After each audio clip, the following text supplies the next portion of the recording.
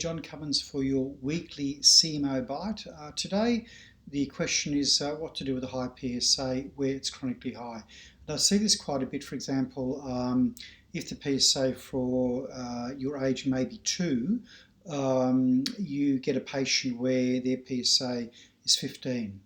And it was 15 last year, and 13 the year before, and 16 the year before, and 14 the year before that. So generally speaking, these people have all had an MRI currently and probably a biopsy.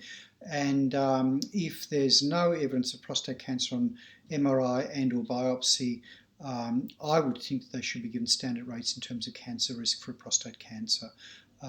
Because basically it would be very hard in court to prove that there was any increased predisposition to cancer just because you've got a large PSA. A large PSA that's stable and steady, generally speaking, is just because you've got a large prostate. Why is that? Well, what is a PSA? It's a prostate-specific antigen. Antigen being a protein.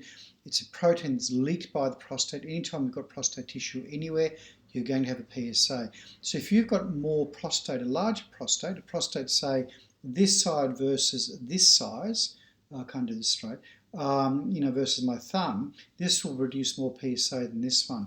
So when is it a concern? When does it go up? Big benign prostate, so the rate of climb is less than 0.75 per annum, generally speaking, is a rough rule of thumb. It'll go up very suddenly with infection, say from 2 to 30, but these people are sick. Or the third case would be a leak with a cancer, where it disrupts the prostate and the PSA will go up. And generally the rule of thumb is 0.75 per annum. And this is when the free to total ratio comes into it, that if it leaks out really slowly, it has time to get bound to the protein in the blood, and therefore the free PSA is actually very low, less than 10%.